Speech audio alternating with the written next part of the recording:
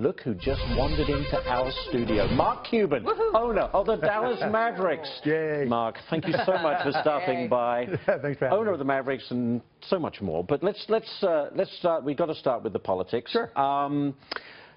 Would you be Donald Trump's VP? I'm just going to jump right in. Sure. I'd be VP for either candidate. Well, wait a minute. Yeah.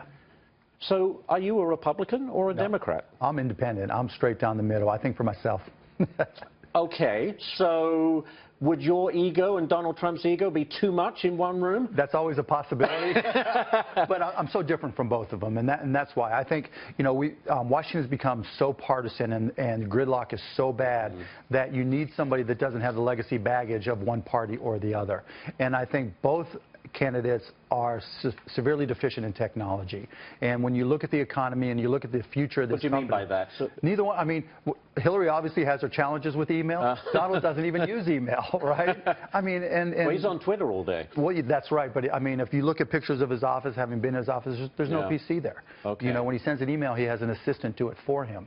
And I mean, if you don't have that strong a grasp of technology, and that's what's going to drive our economy, and you have to have that. Right. And I think I can bring that value to both. I was reading back in August of last year, you said Donald Trump, probably the best thing to happen to politics in a long, long time, you said. Do you still believe that? You know, when I said it, I firmly believed it, and I was hoping it would stay true. I think if Donald was able to use his personality, his charisma to stick to the issues, I think that would still be the case.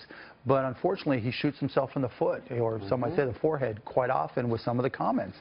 And it detracts from the issues, and that's the problem. And so I'd say right now the jury's still out, but we still have 5 months to go, and a lot can happen in 5 months. So what is he tapping into? There's a lot of anger out there. Is. You mentioned the dysfunction in Washington. There's a lot of people out there fed up with politicians. He's the anti-establishment candidate. You understand that anger? Oh, yeah, absolutely. I mean, look, every single American citizen is angry at some level that things are not getting done. There hasn't been a promise from a politician in years that hasn't been unkept. And so I think we're all a little bit disappointed in that. I mean, there was a point in time in the past where I would have said, you know, a lack of action in Washington was a good thing. But I think now we're past that point, and we're going to need somebody who can go across the aisle. And, you know, can Donald do that? It's too early to tell. All right, so economy is critical to this discussion. Who's the better candidate, Hillary or Donald? We don't know enough from Donald yet. I mean, we really don't. You know, Donald right now is taking the Republican position that you cut taxes. I don't know that just cutting taxes from the top, and look, I'd benefit as much as anybody. I mean, but I don't know that that's the best solution. When I look at Hillary's website and look at her platform, there's a couple things that aren't bad. She talks about a 15% rebate for profit sharing in small businesses, which I think is not a bad idea. But we really haven't seen the details. Just to say you're going to cut taxes is not going to turn the economy around. I'll give you a perfect example. The IPO market. There's been almost as much money raised by foreign companies as American non-biotech companies over the past 6 years using IPOs. That's crazy when you think about it. The number of public companies has declined from about 8,000 20 years ago to less than 4,000, and it's continuing to decline. If we're not taking companies public, then American citizens can't participate in growth. The markets themselves have challenges. We're not creating capital for startups.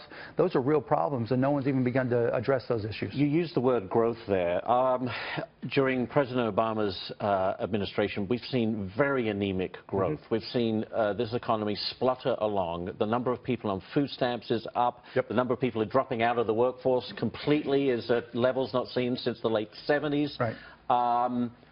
If Hillary Clinton is elected, are we going to get more of the same? Well, you can look at that from two perspectives, right? On one hand, typically when you have that long an expansion, you typically have a recession somewhere in there. And so it's a tortoise and a hare type situation. We've added a lot of jobs. It's just been slow. And then the second question is that because of what's happened in Washington, or is that because of the Federal Reserve? And right now, the Federal Reserve is in new territory. They're trying new things without really having a roadmap on where it's going to take them. So, and the point being, it's not easy, right? And so is Hillary going to bring us more of that?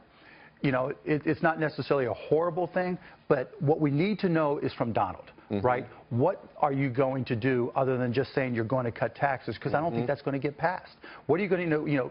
Improving corporate tax structure is huge, right? We don't want to see corporate inversions anymore. So that has to change. But isn't that a result of the corporate tax having one of the, if not the highest corporate tax rate in the world. No question. That has to change. So that's a tax that could be cut that could have a real benefit. No question. That has to change. We haven't seen anything that suggests that from Hillary. And, you know, but we have to see specifics from Donald. And maybe they're out there and I just haven't seen them, but they have to come.